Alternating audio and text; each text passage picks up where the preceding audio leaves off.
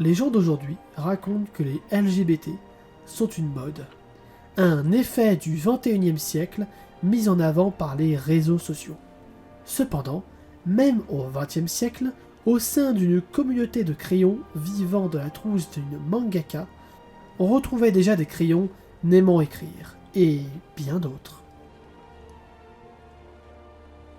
Dissimulés au fond de la trousse, pressés contre gomme, pinceau et crayon à encrer, j'observais ma propriétaire taper du bout des doigts sur la table irritée. Elle ne parvenait sûrement pas à imaginer l'angle des personnages dans sa prochaine case, ou bien leur posture. Elle poussait un énième soupir et, semblant réellement en peine, saisissait son crayon à papier et commençait à esquisser quelques lignes. Elle s'acharnait sur son dessin, infatigable.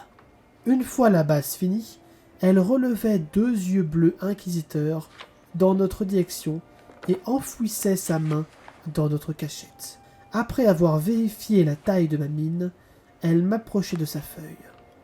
Une mince culpabilité m'envahissait, quand la consternation grimait son visage à la suite de plusieurs traits sur sa feuille.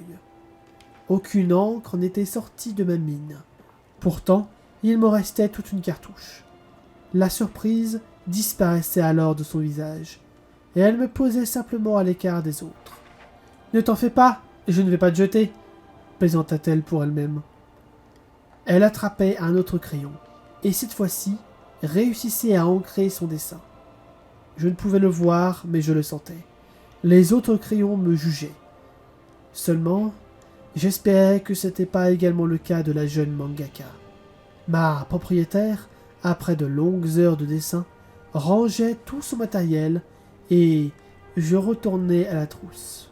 La lumière de l'atelier s'éteignait, et tandis que je subissais tout d'abord le silence des autres, un stylo qui n'écrivait pas, c'était plutôt du genre rarissime. La lumière de l'atelier s'éteignait, tandis que je subissais, tout d'abord, le silence des autres. Un stylo qui n'écrivait pas, c'était plutôt du genre rarissime. « Tu es cassé ? Ta mine ne marche plus ?» Les nouveaux crayons, venant d'apprendre la nouvelle, m'assaillaient désormais de questions innocentes déplacées qui en réalité me heurtaient. Je restais silencieux devant leur interrogation. Si j'écrivais ou non, ne les regardez pas. « Fais attention, aucun artiste ne voudra de toi si tu n'écris pas. » Elles arrivaient, les critiques culpabilisantes. Ils n'avaient qu'à me jeter, les artistes. Si je leur étais inutile, ça m'allait tout aussi bien. Au moins, je ne serais jamais forcé à devoir faire jaillir avec aversion de l'encre noire sur le papier. « Pourquoi tu n'écris pas ?» me questionna-t-on enfin. La fameuse question à laquelle je n'avais de cesse de répondre, et qu'on me reposait infiniment dans l'attente qu'elle change. « Parce que j'aime pas écrire, » répondais-je là. Soudain, mon public pervers stoppait ses murmures, et le malaise prenait place dans la trousse. Un silence s'imposait, et durant les heures suivantes, plus personne n'osait renchérir. L'humiliation de côtoyer une honte comme moi devenant trop forte. Un crayon qui n'aimait pas écrire, bien sûr, quelle ineptie. Pourtant, j'étais là, et peu importe la force avec laquelle j'essayais de l'effacer, ce sentiment persistait. Est-ce que j'étais vraiment cassé, comme il le disait ? Je chassais aussitôt cette pensée de mon esprit. Peut-être étais-je le seul à haïr écrire dans cette trousse. Mais il se pouvait qu'ailleurs, des crayons, pinceaux ou gommes se retrouvaient dans mes mots. Certainement que, quelque part, des crayons aimaient écrire seulement, de temps en temps, par phase de plusieurs mois, jours ou heures. Probablement que dehors, des pinceaux se moquaient de peindre ou non, n'appréciant ni la détestant la chose. Certains en profitant pour dessiner de belles formes arabesques, ou au contraire pour préserver leur précieuse encre. Sans doute que certains n'affectionnaient dessiner qu'avec un artiste en particulier, ou après l'avoir connu durant un long laps de temps au préalable. Peut-être que d'autres ressentaient la même chose, ou non. À mes yeux, cela ne comptait pas, et tant que j'éprouvais ce sentiment, il existait. Je n'avais pas besoin de connaître les ressentis des autres pour savoir que le mien méritait d'être entendu. Peu m'importait ce qu'ils pouvaient tous dire. J'avais le droit de ne pas aimer écrire, de ne pas vouloir écrire. Si je n'aimais pas ça, qui était-il pour me forcer à faire quelque chose qui me révulsait? Peut-être qu'un jour, je souhaiterais écrire, mais pas cette fois. Probablement que, dans le futur, je voudrais écrire pour cette mangaka, ou pour un autre artiste, qui aurait réussi à faire chavirer ma plume. Cependant, peu importe la conviction qui m'animait à savoir que je n'étais pas brisé, cela n'empêchait point les autres de s'en prendre à moi. « Si tu n'écris pas, tu ne sers à rien, elle ferait mieux de te jeter. »« Tu n'écris pas? C'est bizarre. Non, franchement, tu pourrais faire un effort. »« J'en deviendrais malade d'écrire, vous ne comprenez pas. » Tous les crayons, et même les pinceaux, gommes et règles, s'unissaient contre moi. Au fond, au travers de ces remarques, tous illustraient une seule et même idée.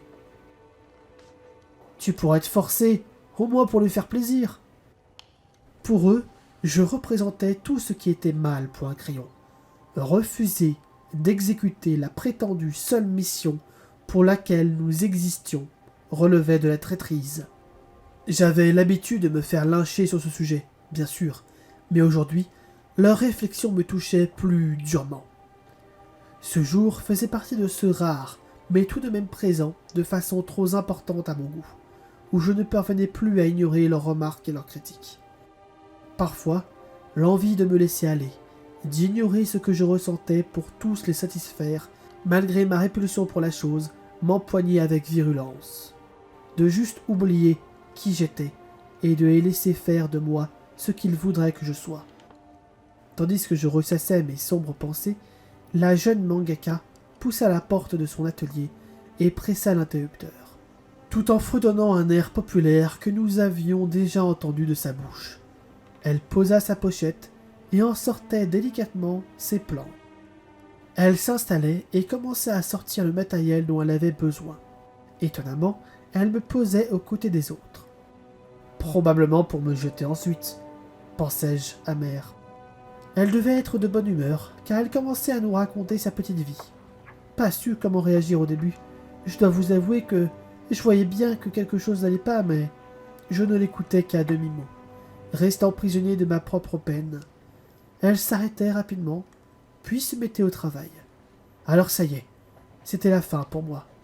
J'allais finir abandonné au fond d'une poubelle, condamné à observer et à sentir l'intérieur pestilentiel de la corbeille. Au fond, je le savais. C'était le seul destin d'un crayon brisé.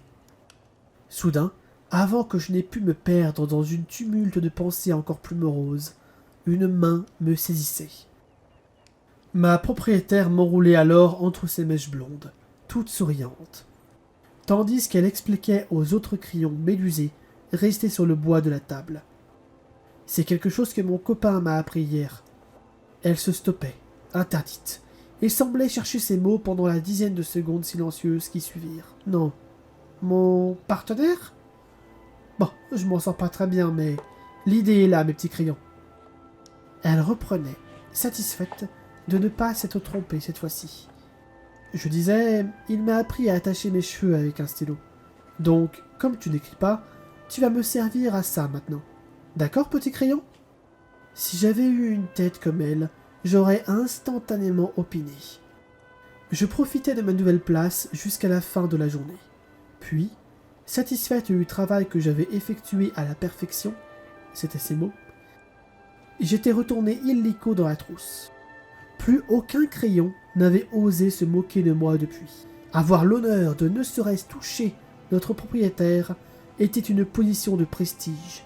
Mais moi, qui me retrouvais juché dans sa chevelure pendant plusieurs heures, chaque jour, je possédais une place de roi désormais. Dorénavant, j'étais heureux, mais heureux à ma manière. Je ne recevais plus que quelques critiques, mais elles étaient supportables, et surtout n'étaient rien comparé à tous les compliments que me soufflait ma propriétaire. À ses yeux, Je n'étais pas ce crayon inutile, tout bon à jeter, mais tout simplement le crayon utile à autre chose qui vivait différemment des autres. Je n'aimais pas écrire? Et alors? Écrire ne m'était pas nécessaire pour vivre. Ainsi, je m'en passais avec plaisir. Pourquoi écrire quand on pouvait être heureux?